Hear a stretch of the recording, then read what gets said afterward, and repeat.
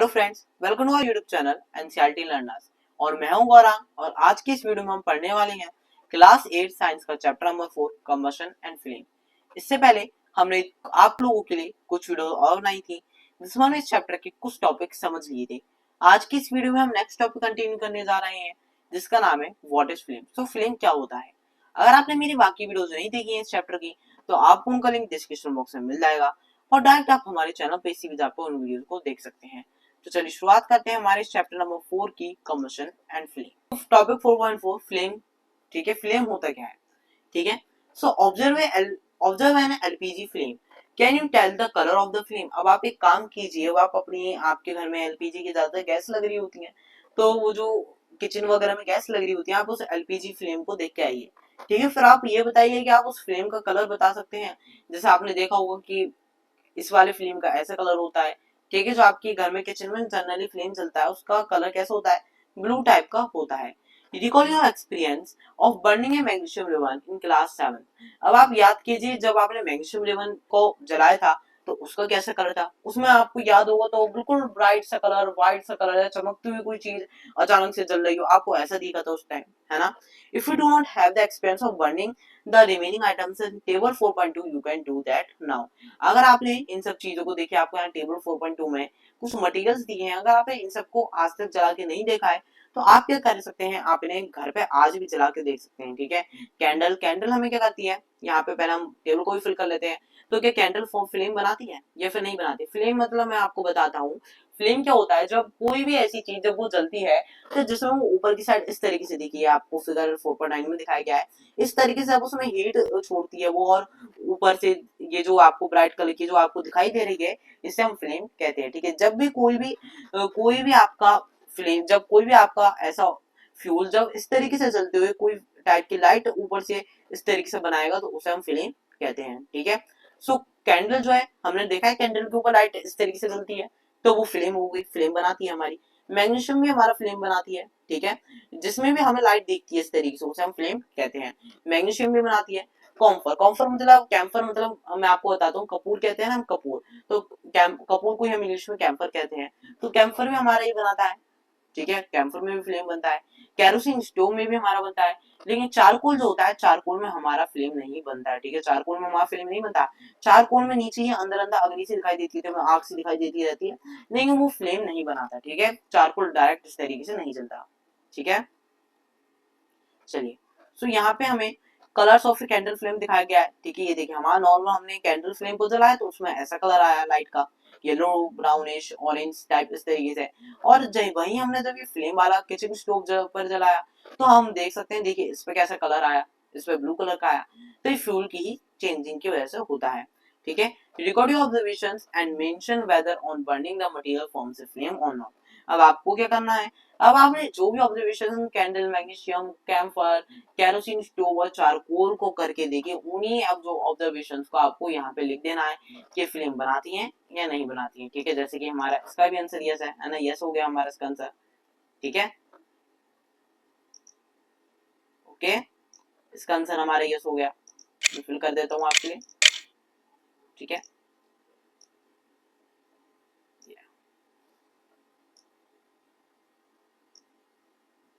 ठीक है,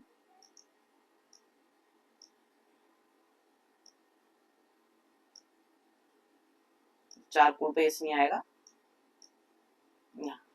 ठीक है, यहाँ पे हमारा क्या आएगा? यस यहाँ पे। ठीक है,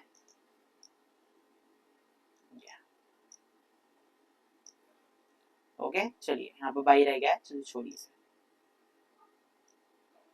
अब हमारा next topic, topic 4.5 structure of flame. ठीक है, अभी तक हमने फ्लेम के बारे में भी थोड़ा बहुत पढ़ लिया, लेकिन अब बात आती है कि फ्लेम का स्ट्रक्चर कैसा होता है। ठीक है, फ्लेम हमारा किस तरीके से फॉर्म होता है। अब आपको क्या करना है, अब आपको एक्टिविटी 4.5 में अब आपको कैंडल को लाइट करना है। ठीक है, कैंडल को जलाना है। ठीक है, क्वेश्चन बी केयरफुल, जलाते वक्त आप केयरफुल आए क्योंकि हाथ भी जल सकता है। ठीक है, तो अब आपको उस कैंडल को जलाना है। ठीक है, hold 4 to 5 centimeter long thin glass tube with a pair of tongs and reduce its one end in the dark zone of the long flickering candle flame। अब आपको क्या करना है, अब आपको 4 से 5 सेंटीमीटर का एक लंबा सा ग्लास ट्यूब लेना है। ठीक है, एक लंबा सा 4 से 5 सेंटीमीटर का ग्लास ट्यूब लेंगे आपको एक टोंग के पेयर के साथ। ठीक है, with a pair of tongs, tongs हम से कहते हैं कि ये जो दो आप देख रहे हैं, आपको इसकी मदद से दो इसे उठाना है, ठीक है, दो पेयर से टोक के उस एरिया को, मतलब उस एरिया से छूना है जो जो एरिया हमारा क्या है, डार्क जोन है, ठीक है, नॉन फ्लिकरिंग है, ठीक है, ये वाला एरिया कहना चाह रही है। तो देखिए ये जो आपकी कैंडल है इसके बीच जो ब्लैक से कलर की रोप होती है ना, इस पर आपको ये वाला जो पाइप है ये टच करना है, ठीक है, इससे पकड़ के छूना है उसे, ठीक है।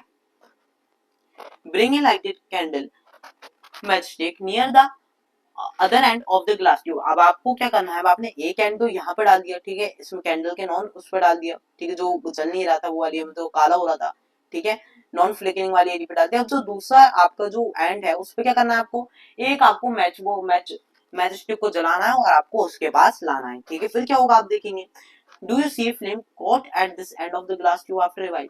अब आपको क्या ऐसा लगा जब आपने एक दो मिनट के लिए ऐसा रखे रखा तो थोड़ी देर बाद जब आप मैचस्टिक लेके आए कि यहाँ पे फ्लेम, मतलब यहाँ पे भी फ्लेम बना है, देखिए आपको फिगर में दिखाया गया है फिगर 4.10 में, ठीक है। जैसे देखिए इन्होंने यहाँ पे कर रखा था, यहाँ पे उन्होंने उस नॉन फ्लिकरिंग एरिया पर इसे रखा और दूसरे एरिया से जब इन्होंने मैच स्टिक पास लाए तो यहाँ पे देखिए यहाँ पे भी क्या हो गया, यहाँ पे भी हमारा फ्लेम बन गया दूसरे एंड पे भी, जबकि यहाँ पे कोई ऐसा सब्सटेंस नहीं है, कोई ऐसा फ्यूल नहीं है, लेकिन ऐसे क्यों हुआ, ठीक है। So what is that produces the flame, ऐसा है कि जो वहां पे फ्लेम बना रहा है, कौन सा फ्यूल है वहां पे। Notice that the bricks backs near the heated bricks melts quickly. और अब आप एक चीज और देखिएगा, ये जो बैक्स होगी ना हमारी, ये जो क्या होता है हमारा, ये जो बैक्स होगी इस ब्रिक के साइड में, ये और जल्दी मेल्ट होने लगेगी, ठीक है, और जल्दी गर्म होकर मेल्ट होने लगेगी, ऐसे क्यों होगा, ठीक है। So the substance which vaporise during burning give feelings. अब जो ऐसे सब्सटेंस जो बर्निंग के समय वेपोराइज हो गए, ठीक है, वो तो आग में तोड़ गए, ठीक है, मतलब वेपोराइज हो गए, हवा में कन्वर्ट हो गए, गायब वहां से, तो वो भी फ्लेम दे सकते हैं। अब देखिए यहाँ पे क्या हुआ, ये जो हमारे ग्लास ट्यूब था ये हमने यहाँ पे रखा, अब ये जो बैक्स है, थोड़ी बैक्स तो हमारी मेल्ट होके यहाँ पे आ गई, ठीक है, नीचे आ जाती है। अब हम देखते होंगे बैग, हमारी जो कैंडल थी वो तो इतनी बड़ी थी, ठीक है, नोटिस करते होंगे आप, और जो बैग्स जब वो पूरी तरीके से कैंडल हमारी खत्म हो जाती है तो बैग्स जो बचती है वो ओनली इतनी सी बचती है। ऐसा क्यों होता है, क्योंकि जितनी भी हमारी बैग्स है वो क्या होती है, आधी से ज्यादा बैग्स तो हमारी वेपोराइज होकर उड़ जाती है और आधी बैग्स हमारी नीचे वापस सूख जाती है। तो क्या हुआ, अब जो इन्होंने जब ये ग्लास ट्यूब रखा तो इस ग्लास ट्यूब के बीच में से जो बैग्स हमारी उड़ती हुई यहाँ पे गई, ठीक है, यहाँ पे थोड़ी सी बैग्स हमारी उड़ती हुई यहाँ से गई, ठीक है, और जब यहाँ से उड़ती गई और हमने यहाँ पे मैच स्टिक पास लाए तो क्या हुआ, हमारी जो वैक्स है ये क्या हुआ, ये वैक्स यहाँ पे आकर भी एयर के फॉर्म में यहाँ पे भी हमारी जलने लगी, ठीक है। For example kerosene oil and molten wax rise through the wick and are vaporized during burning and form flame। अब एग्जांपल के लिए हमने वही वाली चीज ले ली, केरोसिन ऑयल या फिर जो मोल्टेन वैक्स थी जो हमारी कैंडल पे थी, ये क्या हुई, ये हमारी इस विक्स की विक जो होता है हमारा इसके मदद से ऊपर गई, ठीक है, और वेपोराइज होने लगी बर्निंग के समय और फ्लेम बनाने लगी, ठीक है। अब ये वेपोराइज हो रही है यहाँ से और वेपोराइज होते वक्त ये फ्लेम बना रही है, ठीक है। ये फ्लेम भी कैसे बना रही है, क्योंकि ये वेपोराइज हो रही है, तो वेपोराइज हो रही है तो यहाँ पे फ्लेम बना रही है ना। Charcoal on the other hand doesn't vaporise and so does not produce a flame. अब हमने चारकोल की बात की, अभी मैंने आपको बताया ना कि चारकोल यहाँ पे फ्लेम नहीं बनाता, यहाँ पे हमने यहाँ पे जैसे लिखा था, तो ऐसे क्यों होता है, यहाँ पे क्यों नहीं बनाता चारकोल, क्योंकि चारकोल क्या नहीं होता, चारकोल हमारा क्या नहीं होता, चारकोल हमारा हवा में मतलब एयर में कन्वर्ट होकर वेपोराइज नहीं होता, क्या नहीं होता, हमारा जो चारकोल है वो वेपोराइज नहीं होता। So the in activity 4.5 put the vapors of the wax coming out of the glass tube be the cause of the flame produced।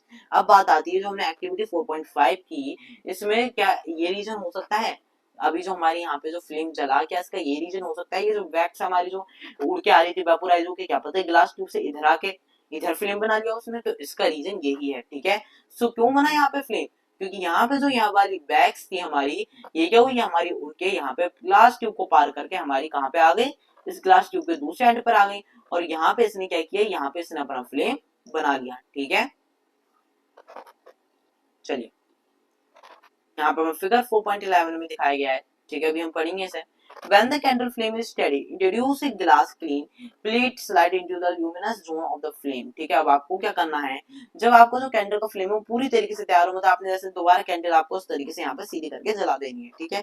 फिर क्या आपको क्या करना है, introduce a clean glass slide into the luminous zone of the flame. अब आपको क्या करना है, फिगर 4.11 में दिखाया गया है, जब आपने कैंडल इस तरीके से अच्छे जला दी हो तो आपको एक मेटल प्लेट लानी है, ठीक है, ग्लास के मेटल प्लेट लानी है और आपको उसके ऊपर रख देना है, ठीक है। आपको भी अभी भी टोंग की मदद से रखना है, ठीक है, अगर हाथ टच करेंगे तो जल जाएगा, इसलिए आपको इस तरीके से करना है और यहाँ पे इसे रख देना है, ठीक है, प्लेट को, जस्ट उस ल्यूमिनस जोन के ऊपर जहां पे लाइट जल रही है बिल्कुल उसके ऊपर रख देना है फ्लेम के, ठीक है।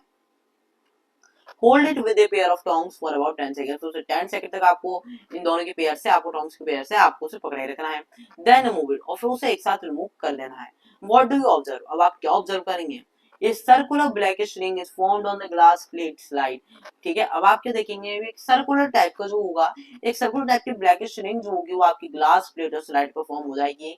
It indicates the deposition of unburned carbon particles present in the luminous zone of the flame, ठीक है। फिगर की मदद समझते हैं। देखिए अभी हमने 10 सेकंड्स के लिए पहले तो इस प्लेट को फ्लेम के ऊपर रखा, जब हम 10 सेकंड्स के ऐसे हटा के देखेंगे तो क्या हुआ, देखिए आपको यहाँ पे दिखाया भी गया है। हमें जो दिखाई देगा वो कुछ इस तरीके से दिखाई देगा, ठीक है। ब्लैक ब्लैक इससे कार्बन पार्टिकल्स पे जमा हो जाएंगे। अब बात आती है ब्लैक हुआ क्यों, ऐसा क्या गया इस पे जमा हो गए। तो क्या होता है, जब देखिए हमारी जो कैंडल है उसमें क्या होते हैं, कई सारे अनवर्ड हमारे जो कार्बन पार्टिकल्स होते हैं, ठीक है, हमारी जो वैक्स होती है उसमें कार्बन पार्टिकल्स मिक्स होते हैं, ठीक है।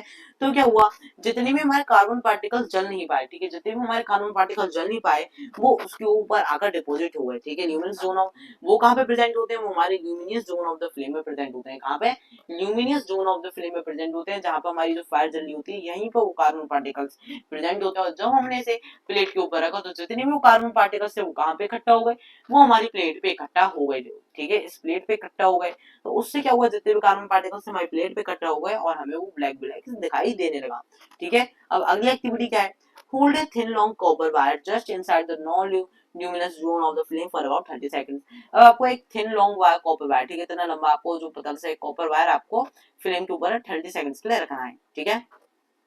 Notice that the portion of the copper wire just outside the flame gets red hot। अब आपको क्या नोटिस करना है, अब आपको ये नोटिस करना है जो कॉपर वायर का जो एरिया है जो आपने फ्लेम के ऊपर रखा था, ये थोड़ी देर बाद ही एकदम लाल बहुत गर्म हो जाएगा, ठीक है, रेड हॉट हो जाएगा, बिल्कुल लाल चमकता हुआ हॉट हो जाएगा। Does it indicates that the non-luminous zone of the flame has a high temperature। अब यहाँ पे क्या ये बताता है कि जो हमारा नॉन ल्यूमिनस वाला जो एरिया है क्या उसको बहुत ज्यादा हाई टेम्परेचर होता है ना, बताइए। ये हमारा जो कैंडल का सबसे ऊपर वाला एरिया है, ठीक है। इसके आगे ऑल लाइट नहीं जाती, हमारी ऑल लाइट हमें नहीं दिखाई देती और आगे फ्लेम नहीं बढ़ता। जब हम इसके ऊपर अपना कॉपर का वायर रखेंगे तो क्या होगा, नॉन ल्यूमिनस एरिया ये और अपनी आगे लाइट नहीं छोड़ेगा। तो क्या ये, इसका मीनिंग ये है कि जो हमारा जो सबसे ऊपर वाला एरिया होता है वो सबसे गर्म एरिया होता है। ये सबसे गर्म एरिया है ये, बताइए। In fact, this part of the flame is the hottest part। सबसे गर्म ही नहीं, सबसे हाई टेम्परेचर भी नहीं, आखिर यही सबसे ज्यादा फैक्ट में मतलब सबसे ज्यादा यही वाला एरिया हमारा हॉटेस्ट पार्ट होता है, ठीक है। देखिए यहाँ पे हमें दिखाया गया है, पूरी हमें इसकी जानकारी दी गई है। हमारी वैक्स कैंडल है, ठीक है, ये हमारा innermost zone of the unburned wax vapours black, ठीक है। ये क्या है, यहाँ पे हमारे अनबर्न्ड जोन है, ठीक है, अनबर्न्ड वैक्स वेपर है। यहाँ से हमारा जो वेपर है वो उड़ के आगे निकल जाता है। तो यहाँ पे जितना भी हमारा अर्न्ड वेपर है, ठीक है, जो जल के जो जल के हमारा वेपोराइज हो रहा है, ठीक है, और ये सबसे कम हॉट होता है, ठीक है, एक सबसे कम गर्म होता है। Middle zone of the partial combustion yellow, ये क्या है, मिडिल जोन है, ठीक है। ये तो हमारा ब्लैक था, अब ये हमारा येलो वाला जोन है, ये सबसे ये मिडिल मतलब मिड येलो होता है, ठीक है। मिड गर्म होता है, ना ज्यादा गर्म ना ज्यादा ठंडा, ये मॉडरेट हॉट होता है, ठीक है, दोनों के बीच का टेम्परेचर, ठीक है। उसके बाद ये जो हमारा सबसे ऊपर वाला एरिया होता है जो रेड कलर का होता है, ब्लू कलर का होता है, ये क्या होता है, outer zone of complete combustion blue. ये क्या होता है, सब यहाँ पे हमारा पूरे कंबशन की प्रोसेस कंप्लीट हो जाती है और ये सबसे ज्यादा आउटर जोन होता है, लेकिन ये ही ब्लू कलर का होता है और सबसे ज्यादा हॉटेस्ट पार्ट भी होता है। ये थे हमारे different zones of the candle flame, ठीक है। अब यहाँ पे gold Smiths blow the outermost zone of a flame with a metallic blowpipe for melting gold and silver। ठीक है, गोल्ड स्मिथ्स क्या होते हैं, गोल्ड स्मिथ मतलब सुनार, ठीक है, हिंदी में हम इन्हें सुनार बोलते हैं। सुनार मतलब सुनार वो लोग होते हैं जो उसका काम करते हैं, गोल्ड या सिल्वर का हम उन्हें सुनार कह देते हैं, ठीक है। तो गोल्ड स्मिथ्स क्या करते हैं, वो लोग क्या करते हैं, वो जो आउटरमोस्ट जोन होता है ना फ्लेम का, जो सबसे आउटरमोस्ट जोन जो सबसे ये वाला गर्म वाला एरिया होता है, वो उसे इस मेटेलिक ब्लो पाइप, ठीक है, आपने देखा होगा जनरली ये लोग यूज करते हैं उसे गर्म करने के लिए। तो ये इस वाले एरिया को यूज करते हैं कैसे गर्म करने के लिए, गोल्ड और सिल्वर को मेल्ट करने के लिए। Why do they use the outermost zone of the flame, और आप बताइए अब हम इसे क्यों सबसे ज्यादा आउटरमोस्ट जोन यूज करते हैं फ्लेम का, उसे गोल्ड और सिल्वर को पिघलाने के लिए, बताइए, कमेंट में बताइए जल्दी। अभी बताया था मैंने ऊपर, कमेंट में बताइए, चलिए बता देता हूँ मैं। हम क्यों यूज करते हैं, क्योंकि ये जो आउटरमोस्ट पार्ट होता है यही हमारा सबसे गर्म पार्ट होता है, ठीक है। Goldsmiths blowing through a metal pipe, ये आपको दिखाई भी गया, गोल्डस्मिथ जो आपको मेटल पाइप की मदद से गोल्ड और सिल्वर को पिघला रहे हैं, ठीक है। चलिए अब हमारे पास next topic 4.6 what is a fuel. अब बात आती है फ्यूल क्या होता है, ठीक है। फ्यूल क्या होता है, फ्यूल भी तो हम जानते हैं, फ्यूल बहुत सुना है, लेकिन फ्यूल होता क्या है। Recall that the sources of heat energy for domestic and industrial purposes are mainly wood, charcoal, petrol, kerosene, etc। तो हमने नॉर्मली नोटिस किया हो, तो हम क्या करते हैं हीट एनर्जी के लिए, जब जनरली अपने डोमेस्टिक घर पे जब हमें गर्मी लग रही होती है, या फिर इंडस्ट्रीज में भी क्या यूज होता है, जो हम फ्यूल्स यूज करते हैं किसी हीट पाने के लिए, हम क्या करते हैं, या तो हम वुड यूज करते हैं, चारकोल यूज करते हैं, पेट्रोल यूज करते हैं और केरोसिन यूज करते हैं, और ऐसे कई सब्सटेंसेस जिन्हें हम यूज कहते हैं। these substances are called fuels। अब इन्हीं सब्सटेंसेस को हम क्या कहते हैं, इन्हीं सब्सटेंसेस को हम फ्यूल्स कहते हैं, ठीक है। ओके, चलिए। A good fuel is one which is readily available. It is cheap. It burns easily in the air at a moderate rate। अब एक सबसे बढ़िया फ्यूल की बात बताते हैं। सबसे बढ़िया फ्यूल क्या होता है, जो हमें पहले से ही रेडी होकर बिल्कुल अवेलेबल हो, वो सस्ता भी होता है, चीप भी होता है, और बड़े आराम से जल भी जाता है, और मॉडरेट रेट पे, ना ज्यादा गर्म, मतलब बहुत ज्यादा गर्म करने की नीड नहीं पड़ती, जो ना तो ज्यादा जल्दी जले और ना ज्यादा बहुत देर में चले, बस आराम से जल्दी से चल रहा है। It doesn't leave behind any undesirable substance, और कोई भी ऐसा अनडिजायरेबल सब्सटेंस भी लीव ना करे जो हमें साफ करना पड़े, परेशान करना पड़े, ठीक है। So there is probably no fuel that could be considered as an ideal fuel. लेकिन ऐसा कोई भी फ्यूल नहीं है, प्रोबेबली मतलब ऐसा कोई फ्यूल नहीं है ज्यादातर जो बिल्कुल आइडियल फ्यूल कहने के लायक हो, ठीक है। We should look at a fuel which fulfils most of the requirements for a particular use. हमें क्या करना चाहिए, हमें कुछ इस टाइप का फ्यूल ढूंढना चाहिए, ठीक है। हमें ऐसे फ्यूल के लिए देखना चाहिए जो फ्यूल हमारे क्या कर सके, हमारे सभी रिक्वायरमेंट्स को पूरा कर सके पर्टिकुलर यूज के लिए, किसी पर्टिकुलर यूज के लिए। Fuels which are differ in their cost. अब कुछ फ्यूल्स ऐसे मतलब अलग अलग फ्यूल्स का अलग अलग रेट होते हैं, ठीक है, अलग अलग कॉस्ट में मिलते हैं। Some fuels are cheaper than others. कुछ फ्यूल्स दूसरे फ्यूल्स सस्ते होते हैं। Make a list of fuels family to you. आपको क्या करना है, आपको कुछ ऐसे फ्यूल्स की लिस्ट बना लेनी है जिन्हें आप जानते हैं। Group them as solid, liquid and gaseous fuels in table 4.3। और आप उन्हें क्या कर सकते हैं, आप उन्हें सॉलिड, लिक्विड और गैसियस फ्यूल्स का नाम देके उन्हें टेबल 4.3 में लिख सकते हैं, ठीक है। आपका टेबल 4.3 है। सॉलिड फ्यूल्स में आप क्या लिख सकते हैं, सॉलिड फ्यूल्स में आप वुड भी लिख सकते हैं अपनी, ठीक है। एक एग्जांपल मैं आपको बता दूं, लिक्विड फ्यूल्स में हम आप अपने कोई से भी ऑयल लिख सकते हैं जो जलते हैं। गैसियस फ्यूल्स में आप अपनी सीएनजी लिख सकते हैं, ठीक है, एलपीजी लिख सकते हैं नेचुरल गैस के अलावा। तो ऐसे कई फ्यूल्स हमें मिल जाएंगे, ठीक है। अब हमारा next topic fuel efficiency. So topic 4.7 fuel efficiency. Fuels के कितनी नीड है। Suppose you were asked to boil a given quantity of water using cow dung, coal and LPG as a fuel. अब आप सपोज कीजिए कि आपको water को गर्म करने के लिए दिया गया है, वाटर को बॉयल करने के लिए दिया गया है कुछ क्वांटिटी ऑफ वाटर को, ठीक है। अब आपको किससे से गर्म करना है, काउ डंग से गर्म करना है, कोल से गर्म करना है, एलपीजी से गर्म करना है, ठीक है। इन तीनों में से आपको चॉइस दी गई है। विच फ्यूल वुड यू प्रेफर। अब आप कौन सा फ्यूल प्रेफर करेंगे यूज करना, बताइए, गिव योर रीजन, ठीक है। रीजन तो मैं आपको बता दूंगा, लेकिन आप पहले ये बताइए आप कौन सा फ्यूल प्रेफर करेंगे, काउडंग प्रेफर करेंगे, कोल प्रेफर करेंगे, या फिर एलपीजी, ठीक है। काउडंग, ठीक है, या फिर कोल या फिर LPG. So which fuel would you prefer, आप कौन सा फ्यूल प्रेफर करेंगे, गिव योर रीजन। अब आप अपना रीजन बताइए। You may take the help of your parents. ऐसा हो सकता है कि आप अपने पेरेंट्स की हेल्प लें। Do these fuels produce the same amount of heat. अब ये हमें तीन फ्यूल्स जो दिए हैं, क्या सेम अमाउंट ऑफ हीट छोड़ते हैं। The amount of heat produced in A on complete combustion of 1 kg of a fuel is called its calorific value, ठीक है। अब कैलोरीफिक वैल्यू, ठीक है। अब जितनी हीट एनर्जी हमारी प्रोड्यूस हुई एक कंप्लीट कंबशन में, जब हमने एक 1 kg ऑफ फ्यूल पूरा यूज कर लिया, उसके बाद जितनी हीट हमारी प्रोड्यूस हुई उसे हम क्या कहते हैं, कैलोरीफिक वैल्यू कहते हैं। ये आपका इंपॉर्टेंट है, यहाँ पे आपको कैलोरीफिक वैल्यू की डेफिनेशन मिल गया। The amount of heat produced on the complete combustion of 1 kg of a fuel is called as calorific value। एक ऐसा amount of heat energy जो हमारे पूरे calorific value कहते हैं। The calorific value of a fuel is expressed in a unit called kilojoule per kg, ठीक है। अभी जो हमारी जो क्या है कैलोरीफिक यूनिट है, ये हमारी किसमें नपती है, ये हमारी किलोजूल पर केजी में नपती है, ठीक है। जैसे हम शॉर्ट में क्या कह देते हैं, केजी पर केजी, ठीक है, केजे पर केजी, ठीक है, केजे पर केजी। ये आपको शॉर्ट फॉर्म में याद रखनी, ये भी आपको इंपॉर्टेंट है, ऐसे मिनट लगा लेता हूं। चलिए, so calorific values are given in the table 4.4। आपको कुछ कैलोरीफिक वैल्यूज आपको टेबल 4.4 में दी गई हैं, ठीक है। तो इसमें हमें टेबल 4.4 में कुछ कैलोरीफिक यूनिट्स वैल्यूज दी हैं अलग अलग फ्यूल्स के, ठीक है। जैसे कि काउ डंग केक हमारा 6000 से 8000 केजी केजी रखता है पर केजी, ठीक है।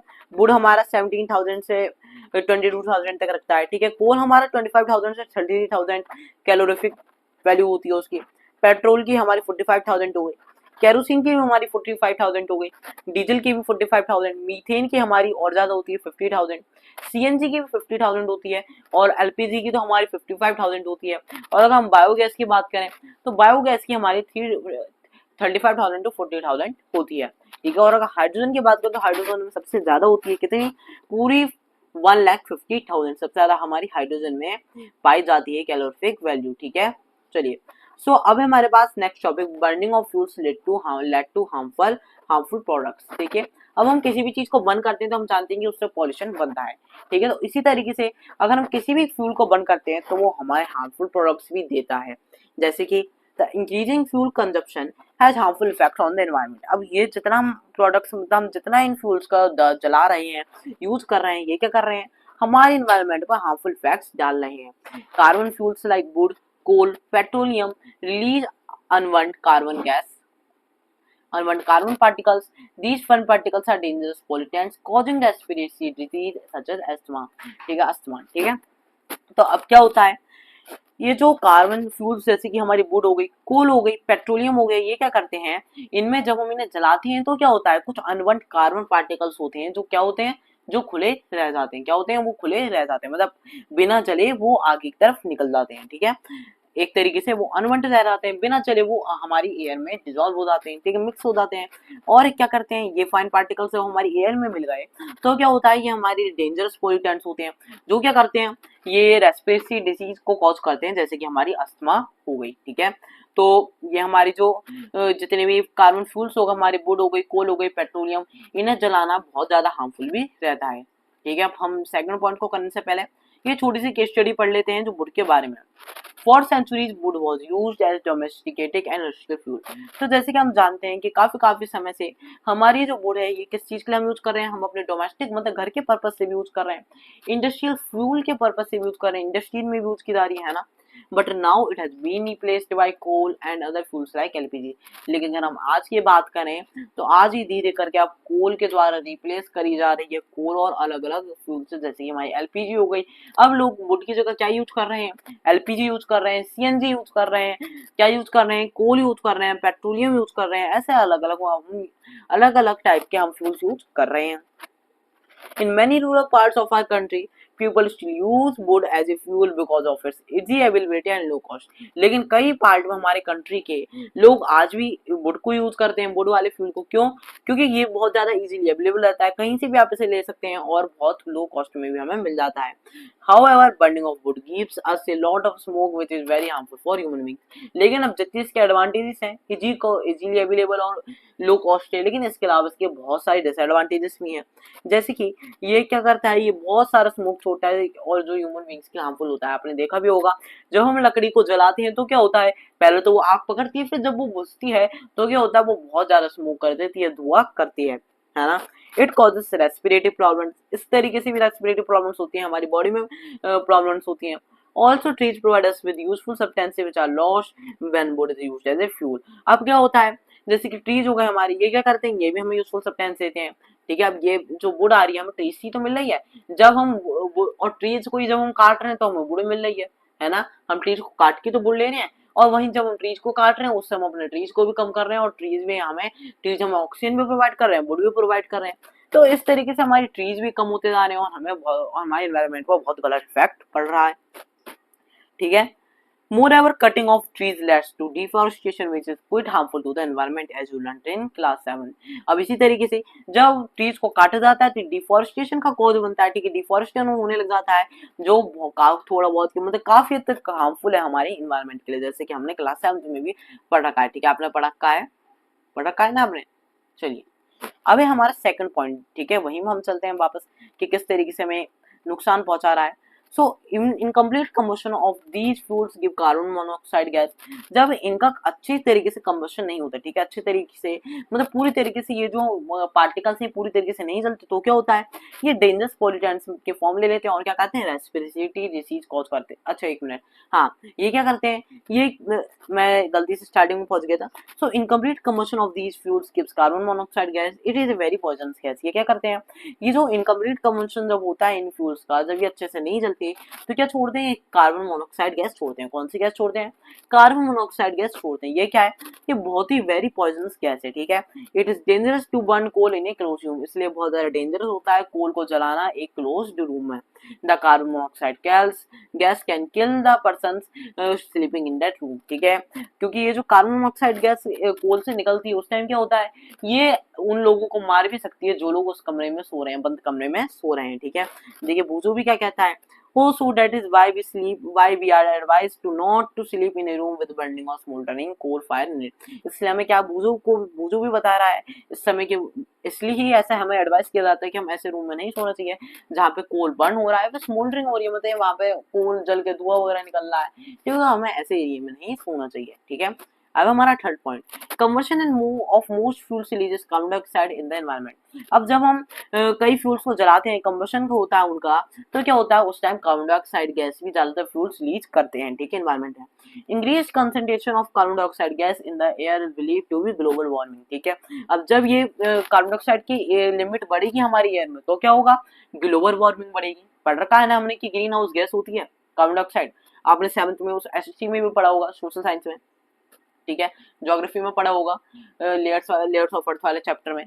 तो क्या होता है, जब ग्लोबल वार्मिंग बढ़ेगी, ग्रीन हाउस गैस है कार्बन डाइऑक्साइड, तो कार्बन डाइऑक्साइड की वजह से ग्लोबल वार्मिंग बढ़ती है, ठीक है, और वो भी बहुत ज्यादा हार्मफुल हो सकती है, ठीक है, ज्यादा गर्मी होगी, ठीक है। अब देखिए ग्लोबल वार्मिंग क्या आपको यहाँ पे बताया गया है, थोड़ा दोबारा याद दिलवाने के लिए। Global warming is the rise in the temperature of the atmosphere of the earth. Global warming क्या है, ग्लोबल वार्मिंग का मतलब है टेम्परेचर में राइज होना, ठीक है, जो हमारी अर्थ का टेम्परेचर है उसमें राइज होना। This results among other things in the melting of polar glaciers. ये क्या करती है, ये पोलर ग्लेशियर्स को मेल्ट करने में बहुत ज्यादा रोल प्ले करती है, मतलब इसकी वजह से बड़े बड़े ग्लेशियर्स पिघल रहे हैं आजकल जो बर्फ के बने हुए हैं, ठीक है। Which lets to rise in the sea level, उससे क्या हो रहा है, सी लेवल बढ़ रहा है। कॉजिंग फ्लड्स इन कोस्टल एरिया, ज्यादा पानी इकट्ठा हो रहा है एक जगह, तो कोस्टल एरिया में फ्लड्स आने का डर है इसके चक्कर में ही, ग्लोबल वार्मिंग के चक्कर में। और लो लाइंग कोस्टल एरियाज में ये विंड में परमानेंटली सबमर्ज अंडर वाटर। कुछ एरिया जब पानी का लेवल बढ़ रहा है तो क्या हो रहा है, बहुत सारा लैंड अब हमारे वाटर के नीचे आता जा रहा है और हमारा लैंड अब छोटा होता जा रहा है, ठीक है। चलिए अब हमारा fourth point, burning of coal and diesel gases, diesel releases sulphur dioxide, ठीक है, गैस, ठीक है। अब क्या होता है, जब हम कोल को या फिर डीजल को बर्न करते हैं तो वो क्या करती है, उससे हमें सल्फर डाइऑक्साइड गैस निकलती है। It is an extremely suffocating corrosive gas. ये क्या है, एक तो बहुत ज्यादा सफोकेटिंग है, सब बहुत ज्यादा घुटन होती है, और कोरोसिव गैस है, बहुत ज्यादा खतरनाक भी है। More petrol engine give off gaseous oxides of nitrogen. अगर हम और बात करें तो जो पेट्रोल की से यूज होने वाले इंजन होते हैं, जैसे जनरली हमारी बाइक्स होती हैं, कार होती है, ये क्या करती हैं, ये क्या छोड़ती हैं, ये नाइट्रोजन ऑक्साइड छोड़ती हैं, ठीक है। ये क्या करती हैं, गैसियस ऑक्साइड छोड़ती हैं हमारी नाइट्रोजन की। Oxides of sulphur and nitrogen dissolve in water and form acid, ठीक है। और यही जो ऑक्साइड्स है जो सल्फर और नाइट्रोजन के बाहर निकलती हैं एयर के फॉर्म में, ये क्या होती हैं, ये भाई रेन वाटर में डिसॉल्व हो जाती हैं और क्या करती हैं, ये एसिड्स फॉर्म करती हैं। Such rain is called acid rain, और इसी रेन को हम एसिड रेन कहते हैं। ये आपको इंपॉर्टेंट है, इसे अंडरलाइन कर लीजिए अगर आपके पास बुक है, ठीक है। Which is very harmful for crops, buildings and soil. ये बहुत ज्यादा हार्मफुल होता है एसिड रेन हमारी क्रॉप्स के लिए भी, बिल्डिंग्स के लिए भी और सॉइल के लिए भी। The use of diesel and petrol as fuels in automobiles is being replaced by CNG, compressed natural gas, because CNG produces the harmful products in very small amounts. CNG is a cleaner fuel। अब आजकल क्या हो रहा है, ये जो diesel और हम यूज कर रहे हैं डीजल्स का, पेट्रोल का, अब ये कम होता जा रहा है और इसे रिप्लेस किया जा रहा है, किससे, सीएनजी से रिप्लेस किया जा रहा है। क्यों, क्योंकि सीएनजी क्या है, सीएनजी की full form compressed natural gas, ये ज्यादातर आजकल कार्स में डाली जा रही है और बड़े बड़े ट्रक्स में, ठीक है। तो ये सीएनजी की फुल फॉर्म याद रखिएगा, कंप्रेस्ड नेचुरल गैस, ठीक है। और सीएनजी क्या प्रोड्यूस करती है, सीएनजी क्योंकि क्या होती है, सीएनजी बहुत ही कम अमाउंट में हार्मफुल प्रोडक्ट्स छोड़ती है, बहुत ही कम अमाउंट में ये पार्टिकल्स छोड़ती है, कार्बन पार्टिकल्स छोड़ती है, तो उस चक्कर में सीएनजी जो है इसे क्या कहते हैं, हम क्लीनर फ्यूल भी कहते हैं, ठीक है। तो आजकल सीएनजी का वो ज्यादा बढ़ता जा रहा है, ठीक है। तो इसी के साथ ये चैप्टर होता है हमारा फिनिश। मैं आपको बता दूं ये जितनी भी हमने कुछ पढ़े पॉइंट्स, ये क्या है, ये हमारे इन फॉसिल फ्यूल्स की डिसएडवांटेजेस है। ठीक है, हमने एडवांटेजेस पढ़नी खूब, अब ये डिसएडवांटेजेस हो गई। इस चैप्टर में हमने कोल के बारे में थोड़ा बहुत, कोल के बारे में भी दोबारा पढ़ा, पेट्रोलियम के बारे में भी पढ़ा, है ना, और इनके फॉसिल फ्यूल्स के बारे में पढ़ा, ये किस तरीके से नुकसान दे रहे हैं हमें। ठीक है, हमने कैलोरीफिक वैल्यू के बारे में पढ़ा। ठीक है, सो हमने काफी कुछ इस चैप्टर में पढ़ा। अगर आपको वीडियो अच्छी लगी तो वीडियो को लाइक करना मत भूलिएगा और चैनल को सब्सक्राइब करे बिना बिल्कुल मत जाइएगा। आपके लाइक और सब्सक्राइब से हमें इंस्पिरेशन मिलती है कि हम आप लोगों के लिए ऐसी और वीडियो बनाते हैं। So thank you for watching our video. Have a nice day.